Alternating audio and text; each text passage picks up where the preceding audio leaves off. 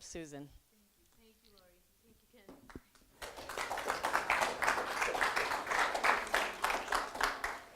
Okay, well, my 22 years has been, that's my corporate America experience. I started at Bank of America in 1995, right into an audit role, if you will, an IT audit role. Moved into security roles pretty quickly. And throughout my career, I started, totally aging myself, with mainframe security controls, right? Those were the days of mainframe on an SNA contained network, and I watched this space grow from mainframe to IP enabled to internet. Wow, that was a big concept way back when, right? At the bank, we had to actually request access to the internet back then. It was a big deal if you actually had access. Then we moved into client-server applications, right? Then we moving out to third-party service providers, starting to worry about whether they were going to protect our data, all the way into our cloud environments now. Everybody's moving to the cloud, so it's not, businesses aren't contained in their technology anymore. They're not contained in their security controls anymore. And I was lucky enough to watch a lot of that unfold. I remember being at the bank and hosting the first PIN security audit by Visa, right? This was before the days where we had all the breaches and credit card breaches, and I was like, man, these are really tight controls. We had good controls in place. Encryption keys, separated, all of the right controls. But then I remember thinking some short time later, maybe a couple of years later, we were implementing these merchant machines in the retail organizations, that all of a sudden all those controls that we put around credit cards and pins and encryption gone with a swipe. And I remember thinking to myself, oh my God, this is really bad. And then we start to hear 2004, the next place that I worked, BJ's Wholesale. I started there right after they announced a breach. Right, and from then, thanks to SB 1386 in California that came out, I think, in 2003, we now have really good visibility across our industry in terms of what's happening, who's been breached, and it's been a really wild ride for the last 22 years, and I can't really imagine doing anything else because it changes almost daily.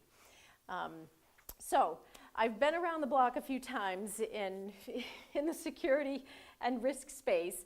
But I'm going to keep it fairly general today, but I'll allow some opportunity to ask questions, obviously. We'll talk a little bit about the threat landscape. I'm going to talk about maybe what a good cybersecurity program would look like and how it would become a differentiator for businesses. It is a differentiator for a business today. As you can see, we've had a lot of activity in 2016 with regard to breaches, and it's clear we cannot escape the grid. If we think about all of these types of businesses, they all have different goals. Their goals for business are different, and their threats and exposures are different. So we're talking about three key tenets of cybersecurity. Confidentiality, right? That's very key in the healthcare environment. Integrity in your business environment. Government and infrastructure. Availability. Confidentiality, integrity, and availability are really tenets that we put controls around in the cybersecurity space. It's not just protection of data. I'm just going to touch upon a couple of these. Yahoo, 1 billion credentials exposed. Those are the type, they're looking for credentials in the social media space. They're looking for credit card, PII, and the retail space.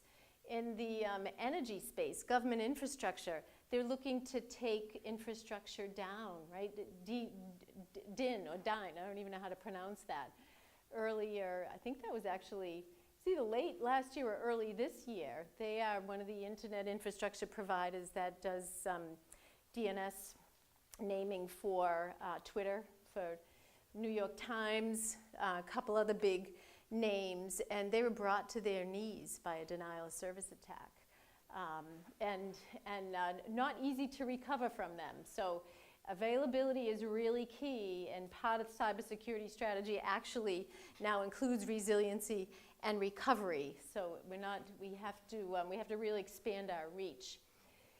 SWIFT, another interesting one, $89 million heist at the end of last year from the Bank of Bangladesh, out of the Bank of Bangladesh from some perpetrators who were able to infiltrate the SWIFT network. SWIFT is the network that translates financial messages across our financial institutions around the world. So if you want to move money, it probably is going through SWIFT. And those types of attacks have continued, not to that loss extent, but there's been an awful lot of activity in the industry just looking at what happened there.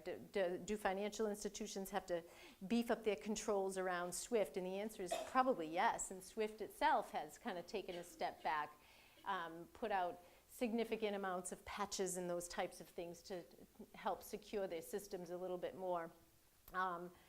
Couple that aren't on here that I'll just mention in terms of different types of exposures. In the energy space, early, I think it was in May of last year, and there have been more since, but a energy company in Michigan, same thing, denial of service attack. And these attacks, this one was ransomware, the latest in malware that has been plaguing all industries today. Energy company was taken down for a good portion of a day because of a ransomware attack. If you think about the proliferation of that type of attack, right, what could that type of attack do to the rest of our infrastructure, our financial infrastructure, our transportation, our energy, communications, right? So it's clearly not just in terms of protecting data. Those types of attacks could potentially take down infrastructure. And that's some of the things that our government's concerned about, and clearly our major industries are concerned about that as well. One other one that I'll just talk about, and this relates to transportation. This was a planned exercise. Two gentlemen did an exercise with a Jeep, and they were able to use the remote access capabilities for diagnostics in this Jeep, and they took out the transmission on a highway. At that time, there was about 500,000 vehicles on the road that had that same type of vulnerability. So you can see what that would do to our transportation systems if those types of vulnerabilities were leveraged. So it's pretty scary stuff. And traffic jams, I'm from the Boston area. Traffic jams are bad enough already. As you can probably tell from my accent, I'm not from here, but I certainly don't want to see that proliferate. Those are some of the forces shaping us. A little bit about the threat landscape in terms of the actors. We call them the threat actors. You know, obviously, criminals is the big one. They want money, right? They have generally financial gain is the motivation. Extortion, like we talked about with the ransomware, is very, very big, and that's expected to continue in a pretty big way. Typically, if you're not already aware of it, typically distributed by email, lots of email attachments having this type of malware. And what we used to consider adequate in terms of protections no longer does it, right? When I started in this industry way back when, we had antivirus, right? Then we had antivirus and firewalls. Then we added intrusion detection. Then we added some heuristic capabilities. Now we've added some advanced threat protection capabilities.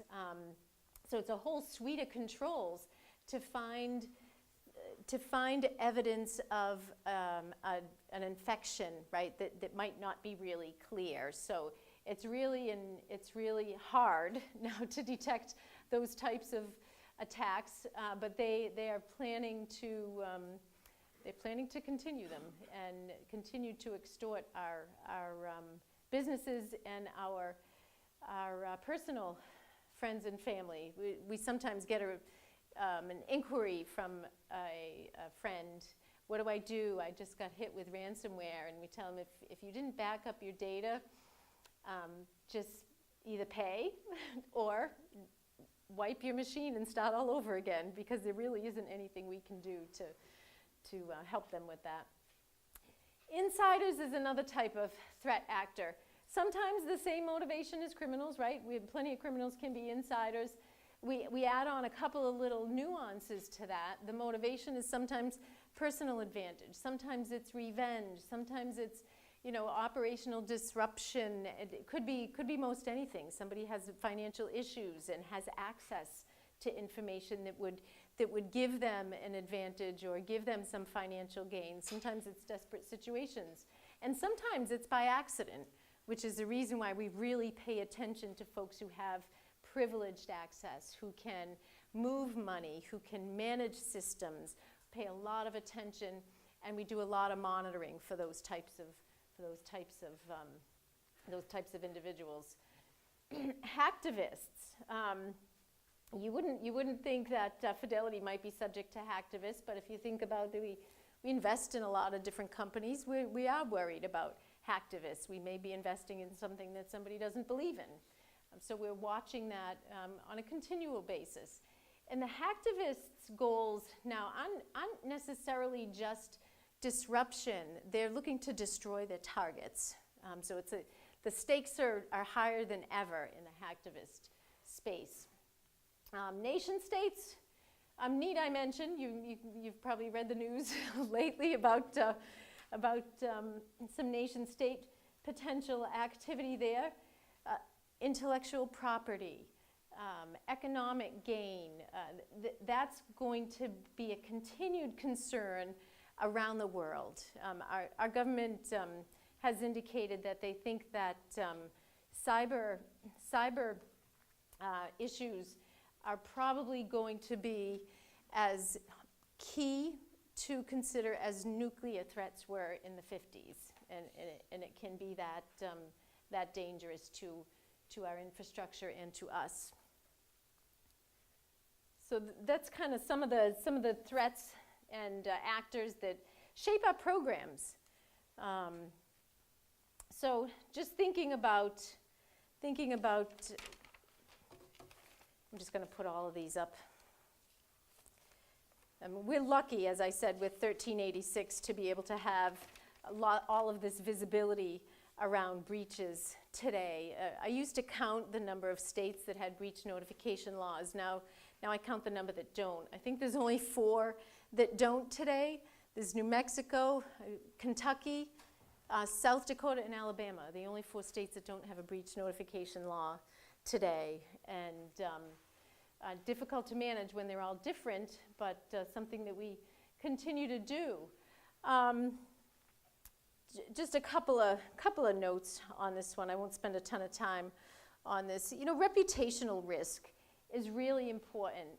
For us in the financial services space, we don't ever want to lose customers because we weren't protecting their data.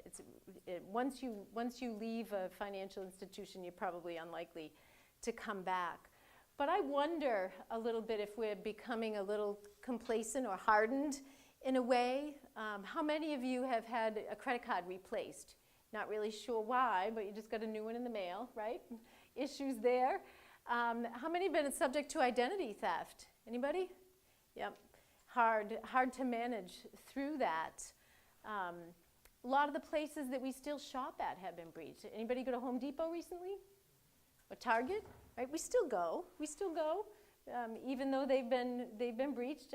I think they probably had a huge cost to pay initially, but it didn't necessarily bring their business down.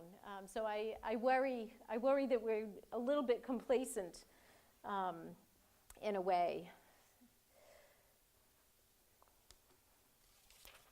So let's think about cybersecurity as a strategy. It's not an afterthought. Can't be an afterthought.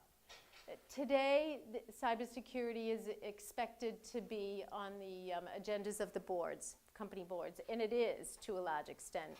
You know, you just mentioned companies are asking if you're secure when they want to do business with you. The boards it has to start there with a strategy. A risk-based approach is really the best way to go about it. As we talked about on the previous couple of slides, threats vary. They vary according to industry, they vary according to business type, but they're all vulnerable in some way. And the key for any business is to understand what the crown jewels are. What are the crown jewels of the business that really need to be protected? Is it your product? Is it your intellectual capital? Is it the identities that you have of all of the folks that you service, right? At college, you have lots of identities that need to be protected. In the financial services, we're protecting people's identity and their funds. So knowing the crown jewels and knowing the risks around those crown jewels are really key to putting any strategy in place. The technology advances, and so do the threats, right? It is becoming far more difficult. I talked about just in my 22 years, you know, and I didn't grow up a technologist, so those of you who are technologists have seen this, this exponential growth probably in a lot different and more meaningful way than I have. But I just think about, you know, I think about that DIN attack that was primarily perpetrated by Internet of Things devices, right? Using routers in homes, there's going to be about 20, I think Gartner predicted 22, 23 billion devices by 2020 will be out there. You know, I was listening to the news, there's a crock pot on the market that's internet enabled, right? Mostly anything could be internet enabled today. And so that's something that is not going to go away, and very, very hard to contain those threats. So the business needs to understand where their technology is headed, what technology and threats could impact them as well. So compliance and regulatory. You know, we like to say that compliance isn't security and compliance doesn't make you secure, but it has a really important place in an organization, because a firm needs to demonstrate that they've got good controls in place. They need to demonstrate that they've got a cybersecurity strategy. And it's something that clients ask about. Clients ask, are you ISO 27000 compliant? How are you complying with SEC regulations and Graham-Leach-Bliley? And if you can't articulate it, that throws some doubt into people's minds. It also provides for a basic framework for a program. So if you're thinking about how cybersecurity is in the fabric of an organization, a good industry standard can help to do that. An ISO 27000, some organizations subscribe to NIST, some organizations subscribe to other types of controls, frameworks, and it's a good way to be able to articulate how you comply. And obviously, fines if you don't comply, particularly think about those, you know, states that have breach notification laws, right? You have to comply or you're going to be fined. SEC and other regulations have cybersecurity implications now, and you will be fined. The SEC is looking really hard now. The examination programs used to be just around other compliance area. In the broker-dealer space, it was around supervisory and insider trading. And now part of their exam is actually related to cybersecurity. So when that first started happening, we had to scramble and get the right folks together. We had a good program, but we walked away from that, you know, exhausted, because we had to articulate really well what our positions were. And so if it's part of the fabric of the organization and is easily demonstrated, it makes compliance so much easier. And to make it consumable and scalable, right? I said that clients are asking. If you can articulate your strategy, you can articulate key controls, you can articulate how you're considering the security of their crown jewels, of the security of the availability of the systems, the availability of their services. If you can articulate it well, it can actually be a tipping point with a client choosing you or not choosing you. And that's starting to become more and more prevalent.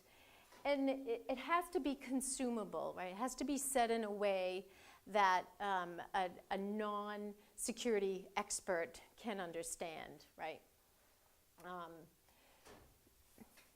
Okay. I'm going to talk just a little bit more about being a differentiator.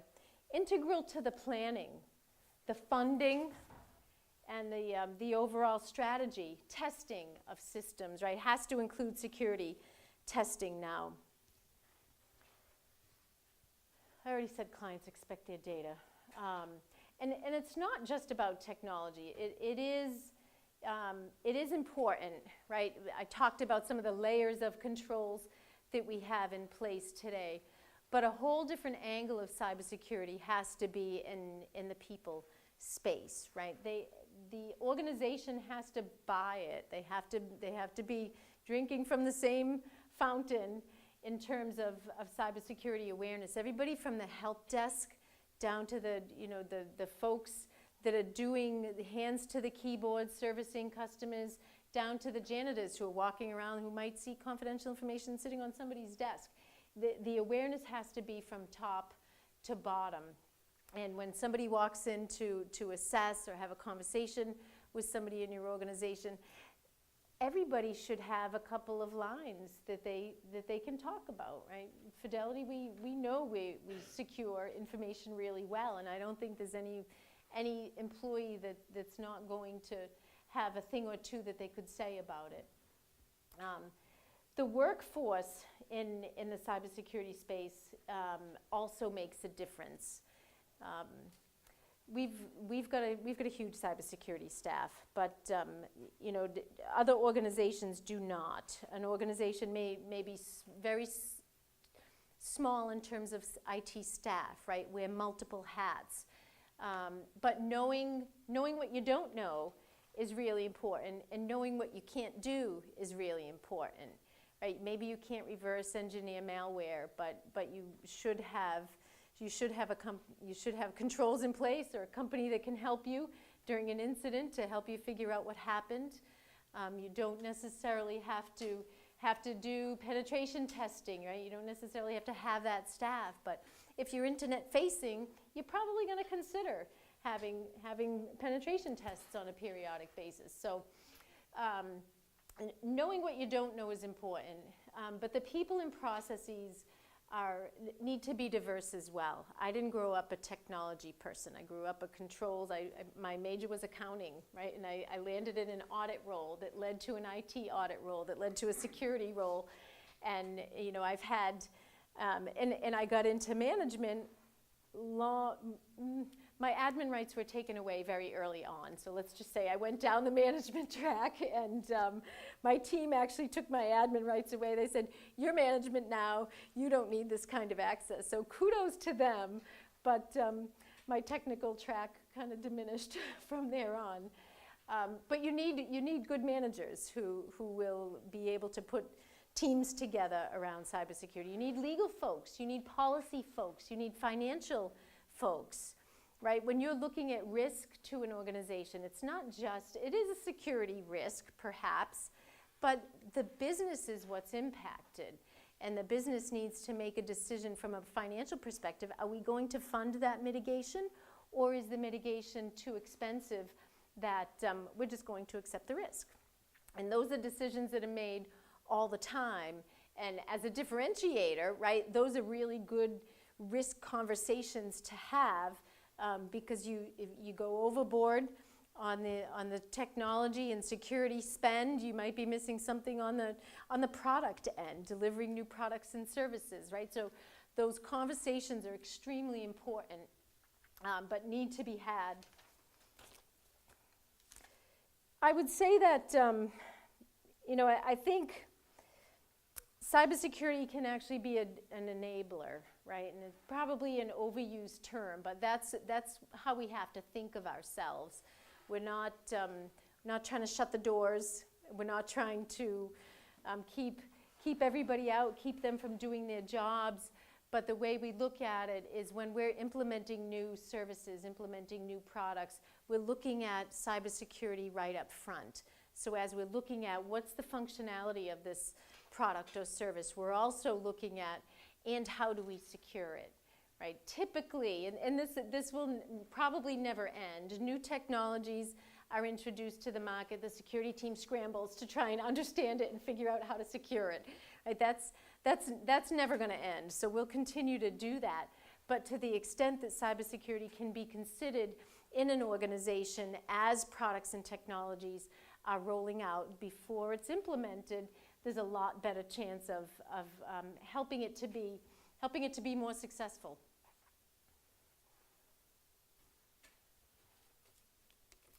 Okay, let's talk a little bit about job openings in cybersecurity. It's complex and it's growing, right? There's no question about that. We talked about the occurrence of breaches. We talked about the technology advances. We talked about the IoT devices, right? And the complexity and the proliferation of our actors is just going to increase. It's not a bad field to be in right now. that I can pretty much guarantee. I said, 22 years, it's never been dull. And like I said, multitude of disciplines are required here. I would advocate for certifications. I think they do provide a base level of information. CISSP is a good one. There's also a cloud certification out there now as well. I mean, we're retraining our folks now just in terms of cloud technologies, and where we were really expert in our own infrastructure and networks. Now we really need to become expert in AWS and how we're securing that. Now we really need to become expert in Microsoft Azure, right?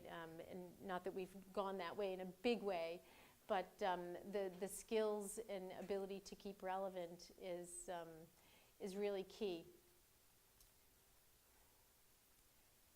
The managed security service provider business, by the way, is also growing. That's going to more than double between now and 2020. I think that was a stat from Gartner as well. So as well as organizations hiring staff to perform cybersecurity functions, there are businesses spinning up or increasing in a fairly big way that provide security services to companies, and something else to keep in mind there. Okay, I'm just going to give you all, getting credit for this course, getting credit for this talk. I wish I could say I was going to give you extra credit for asking questions, but I can't make that happen for you. But I can give you just a couple of things, tips for success if you want to go down this path. Opportunistic and persistence, right? This is motherhood and apple pie stuff, but the internships that you do, the courses that you take, they can be applied, right? Business courses, we're going to be making risk decisions that affect the business. Technology courses, the cybersecurity is integral to technology in general. Like I said, you don't have to have extensive experience in penetration testing and some of the more technical malware analysis type events. Consider your brand, right? Consider your own security, your own digital identity, your own Facebook identity, right? How do you want to be perceived? Think about that. Think about how much information you have about yourself on the internet. When recruiters are out there, we do that now, don't we? We look at Facebook and we check to see. It will help you to do that. Develop your expertise, right? Take the hard course. Go for that certification. Stay relevant. I mentioned Amazon Web. I mean, your organizations may use different technologies and, Google hosting, whatever it is out there that interests you. Stay relevant with the current technologies and current security techniques, at least, because it changes so fast. I have found through my 22 years, I have not been able to keep up as I would love to be able to keep up, right? I finally got an Amazon account so I could play, right? And but if I want to stay in this space, I'm going to have to remain relevant. I need to understand what ransomware could do to us, and even if I'm not looking at the code, I need to understand where are the threats in our organization, how are we protecting ourselves, how we do phishing campaigns, right? That's something that requires communications and business skills, not cyber skills, but we want to test people to see if they're actually catching that malicious attachment. So stay relevant and develop expertise in what you want. And then, you know, have a little discipline. My daughter's college age, and I talk to her about this all the time. You don't have to complete the degree and then start the program. Take a baby step. You know, baby steps are okay. Leaps are great, but inaction is not excusable, right? You take the couple of steps that are going to get you down the path, whether it's cybersecurity or something else, don't give yourself any excuses. So I think that's about the end of what I had to talk about today. In terms of differentiation, I think you can see that a business cannot not consider cybersecurity, cannot not think about it as being important, and it has to be from the top of the house down to the individual sitting at a desk. And it talked about some of the controls, talked about some of the philosophies, and I hope it was useful to you. So.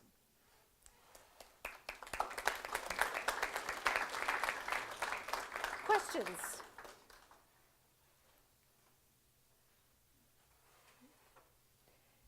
I don't think I get extra credit, though.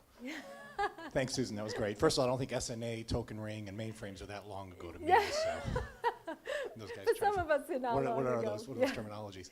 A lot of progress has obviously been made in kind of the back office and networks, and even though you mentioned AWS, I heard S3 had an outage today, so I don't know if that was cyber-based or Who overload. Amazon, AWS yeah, I hadn't even read the news yet today. Yeah, there's something going on with S3. Yeah. But how about end user authentication? Where do you see that going? You know, we've moved to, you know, bigger passwords, multi-factor authentication, and maybe chips and credit cards, but it doesn't seem to be going that fast. Well, talk about biorhythms and what, you know, where does it go in the future? Talk about a space that could be really enabling if we get our act together as with cybersecurity solutions, right? If you think about the day that you want to get onto your bank account and you're on your phone, so it'll do facial recognition, or you're on your PC and you decide to do a PIN. So there's multiple types depending on your venue, depending on your endpoint, and I think that's where we really need to be. ID and password is probably gone by the wayside.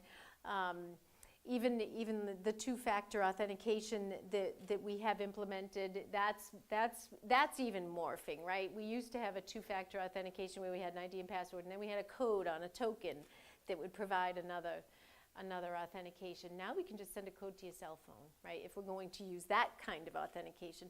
But I do see biometrics coming into play in a bigger way, right? But then we need to think about, so what are the threats around biometrics? I used to joke with people, you know, having like a ring of eyeballs. They will now be used to break into biometric systems and things like that. But I think that's a truly enabling space, but hard to change out an authentication system. Yeah, but and nothing is foolproof as fast as we. Well, if you think about it. You know, think about the denial of service. So if you've got a two-factor authentication and you do a denial of service, and you're going to fail open when you have really significant security controls in place, you're going to fail open, which gives the malicious actors an opportunity, right? And so we need to think through those things carefully when we put them in place. We have to think about the day when it's going to come down, and we're still going to do business, right? We're going to go back to ID and password, or we're going to fail open because we need to do business, and we're going to need to implement some measures to monitor, to implement alternative controls. But it's a good question. That's an exciting space, the whole authentication area. So with the AWS problems today, like it's brought down a lot of other websites and that sort of thing. Do you think that it's bad for so many websites to depend on one service like that? And if so, like what would you do differently? I think diversification is a good thing. I think that, and I don't know many firms that are working across providers. Another very hard thing to do. I mean, the utopia would be to have an environment where it doesn't matter where you are, whether the workload can go to AWS one day, can go to Azure another day, can go to Google another day. That would be the utopia, and you can shift. But I don't know that anybody's gotten there really successfully.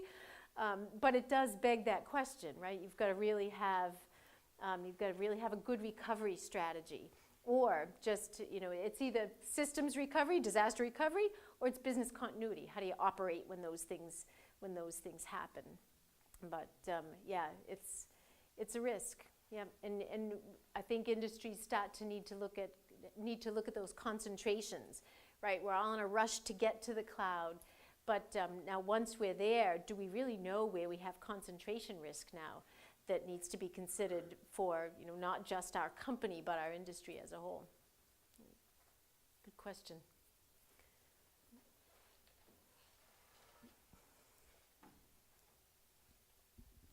So how do mobile payment systems like Apple Pay or Google's equivalent help, or like what kind of issues do you have with your systems there? Do they help make it more secure, or is it harder to secure?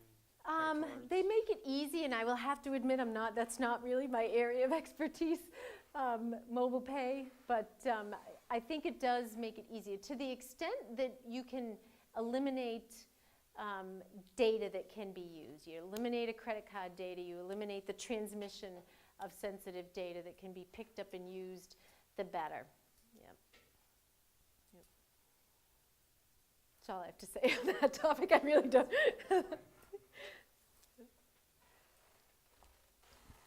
On one of your slides, you had a statistic that communication skills was one of the most important attributes for security. And we have I assume, mostly a technical group. And how do you balance that versus the types of people that you believe you're going to really need in order to balance security? Yeah, you need both, and sometimes you need to sacrifice one or the other. And I would say this: you need a couple of good communications people because they need to articulate the strategy, right? And for I know there's a lot of technical people in the room. It's a really hard skill set to be super technical, and then come up and talk with a management team at a level that they can understand. I've had many technical teams, and I've had to tell them, tell me in 5th grade language. Right? Tell me in 5th grade language what that means. But that helps me articulate it. Now I can, the executives are 5th grade language, right?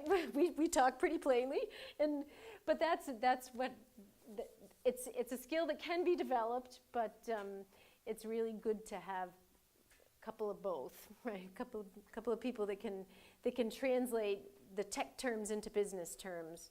And I would take 5 techies to 1 communication person any day, though, because we need people. We really need people that will just jump onto the technology and be excited about how to protect it. And then if there's one person who can translate that, that's good. Yeah, it's a good question. Joseph Lauren, who's I guess the president of Fidelity Health Group, came here I guess last month at a North Carolina CEO forum, Yep. and was talking about the same kinds of issues that we were talking about, communication. One of the things that he had said was that it's not enough to be telling people this is what they're supposed to do. We have to actually change people's behavior. Yeah. And if we don't do that, then we're just basically wasting our breath. Right. So the question I wonder is, this is the problem that he's concerned with. In cybersecurity, I suspect we have the exact same problem. Yes, yeah, he's got some unique issues. I was his information security officer when he was building that business, so I'm pretty familiar with some of his challenges. And the phishing exercises that I talked about, that's one example of ways that across the firm we promote awareness, right? We have everything from screensavers, right, that talk about little cybersecurity topics, to training sessions, required training sessions. And depending on where you are, you might have some additional trainings. We have talks like this. Our CISO, I think he did about 300 talks last year. I don't know how he did it, but a lot of them just internally. And a lot of them were with our boards, our executive teams, management teams. If you get them on board, then it's much easier for them to help promote security concepts throughout the organization. It has to be a culture, yeah. And are you successful with that, do you think? It's always in need of improvement. It's always in need of improvement because we always have new people coming in. We always have new products, services that are protected and developed in different ways. And I think we're somewhat successful. And like I said, I think every person has gone through some level of training that they can talk about some good things that we do, or talk about some things that they can't do because we've got a good program in place. But it's a constant effort. You can't let up. You can never let up on it. Good question. What else?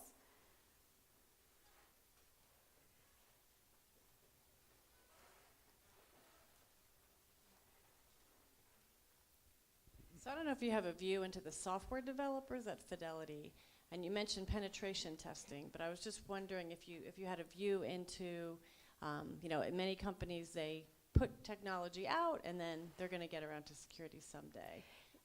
What kind of transitions have taken place within Fidelity? Yeah, and that's where I talked about security being really integral to the business and the process, right? And the way that we differentiate in some of our systems development activities is to bake it in up front. Part of the testing cycle has to include security testing. The architecture has to include security elements, right? So right up front, they're considering how they're going to secure it. And then we do testing before things go into production, and then continued. We have a whole program just around systems development life cycle.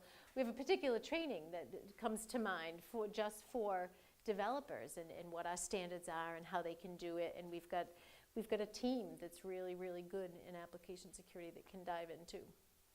Thank you. Yeah. That's a good question because it gets, once it's internet facing, all bets are off, right? Yeah. Yeah. This is kind of in contrast to the earlier question. So as someone in Poole College of Management, we're not exposed to much code or any technical materials. So how would you suggest going about developing these technical skills outside of our courses per se? Well, a couple of things. I think if you want to get the technical skills, you'd want to have some course materials, right? You can do that online. A Cloud Guru, for instance, I think that's an AWS training that's out there. It assumes that you know nothing, right? And that's one that I signed up for not too long ago, right? But you actually, it does assume you know a little bit, but you can then go and research the areas that you don't know. Those certifications that I talked about, if you're taking accounting courses, if you're taking audit courses, right? If you're taking business law in the regulatory environment, I remember the name of the book when I took it. They're going to probably start to have some security concepts built in, especially on the regulatory side. But look for those certifications that relate to security. It's not all technical. And you can take a look at the domains of security, and part of it's management, right? There are certifications that are information security management, and it's all around managing a program, and it's more at the business level because you're understanding the business risks. You have that translator or that translation capability to translate the technical issues into business terms, right? And financial decisions are going to be made for that. So there's an entire track that you can take that doesn't necessarily have to have you coding. I was never a coder. Couldn't code my way out of a paper bag. But there's hope there. I think in audit, there's IT audit too. I mean, if you've got some audit skill or you're taking audit courses, there's a whole track around IT audit that gets you exposed and gets you some experience so that you understand it. So you understand the domain without necessarily having to be, 6 levels deep. Yep. What else? Other questions?